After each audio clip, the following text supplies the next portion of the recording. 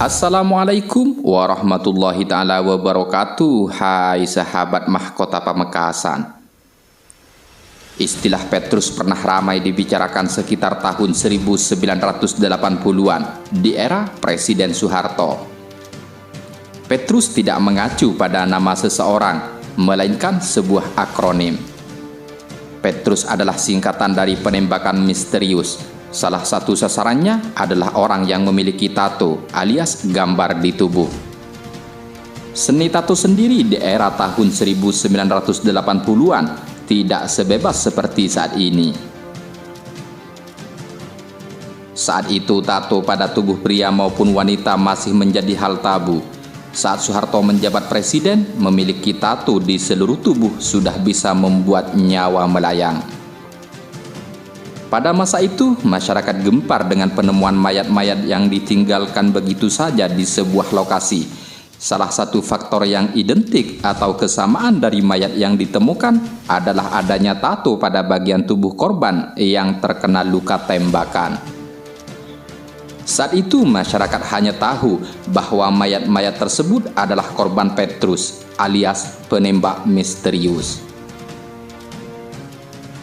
Mayat-mayat tersebut selalu disebut sebagai penjahat atau preman, atau orang-orang yang dianggap sebagai penjahat, begundal, sampai perusuh, serta pembuat onar. Tingkat kejahatan yang meningkat sekitar tahun 1970-an tidak terlepas dari kondisi ekonomi yang tidak menentu. Kenaikan harga minyak dunia pada tahun 1980-an membuat Indonesia mengalami kebangkrutan. Pemerintah melakukan pemotongan subsidi energi dan pangan. Di sisi lain, nilai tukar rupiah pun terus anjlok. Salah satu upaya Soeharto adalah menarik investor asing dengan menawarkan buruh murah. Kebijakan itu memicu aksi demonstrasi mahasiswa di kota-kota besar. Soeharto sudah dianggap tidak mampu memimpin Indonesia. Pemerintah pun langsung memvonis gerakan perlawanan melalui demonstrasi itu sebagai tindakan kriminal. Demonstrasi dan perlawanan itu dianggap sebagai pemicu kerusuhan dan juga sumber masalah negara dan juga masyarakat. Sejak itulah pemerintah melakukan upaya penumpasan para kriminal dengan penembakan misterius atau biasa disebut Petrus. Petrus berawal dari operasi penanggulangan kejahatan di Jakarta. Pada tahun 1082 silam, Soeharto memberikan penghargaan kepada Kapolda Metro Jaya Maijen Anton Sujarwo atas keberhasilan membongkar perampokan yang meresahkan masyarakat. Pada Maret tahun yang sama, di hadapan Rapim ABRI yang saat ini TNI, Soeharto meminta polisi dan ABRI mengambil langkah pemberantasan yang efektif menekan angka kriminalitas.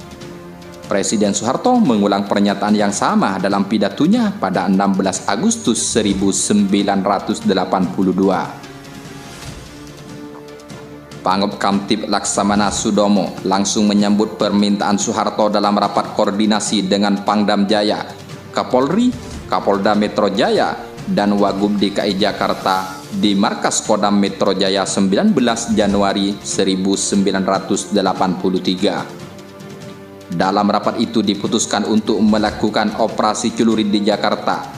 Langkah ini kemudian diikuti oleh kepolisian dan ABRI di masing-masing kota dan provinsi lainnya. Ada sejumlah kriteria target Petrus alias penembakan misterius yang kali pertama terjadi di Yogyakarta pada tahun 1983. Kemudian merembet ke kota-kota besar lainnya seperti Jakarta, Surabaya, Bandung, Medan, sampai Semarang. Mereka yang termasuk target Petrus antara lain anggota geng, mantan narapidana, mereka yang dicap kriminal, sampai yang bertato. Kebanyakan para target operasi Petrus adalah kaum laki-laki yang masih berusia muda. Target yang sudah diincar lebih dulu diculik lalu dimasukkan dalam mobil jeep. Dalam jurnal State of Affair yang ditulis oleh Joshua Barker mengungkap cara-cara eksekusi Petrus, disebutkan bahwa para korban dieksekusi di tempat sepi saat malam hari yang sepi. Cara yang dilakukan Petrus mengeksekusi targetnya tidak lain adalah ditembak dalam jarak dekat pada bagian dada dan juga kepala.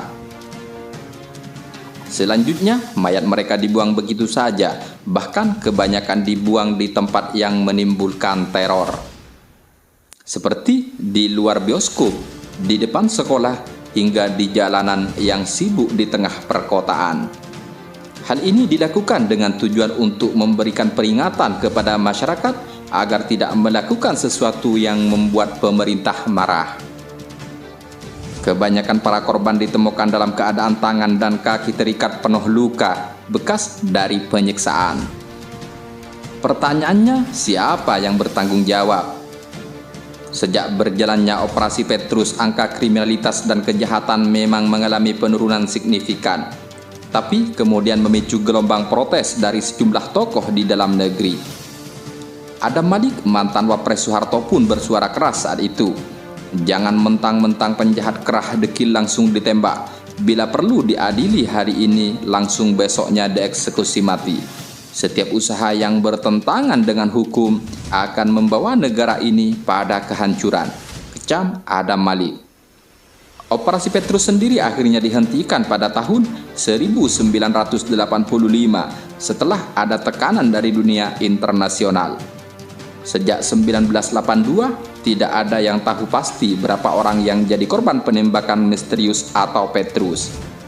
Komisi untuk Orang Hilang dan Tindak Kekerasan atau Kontras mendata, puncak tertinggi korban Petrus terjadi pada tahun 1983 dengan angka korban mencapai 781 orang tewas. Akan tetapi, jumlah korban tewas akibat Petrus diyakini berjumlah ribuan. Berdasarkan laporan Komnas HAM, korban tewas Petrus mencapai lebih dari 2.000 orang. Itulah sedikit cerita untuk pagi ini. Semoga bermanfaat. Akhirnya, assalamualaikum warahmatullahi wabarakatuh. Jangan lupa subscribe.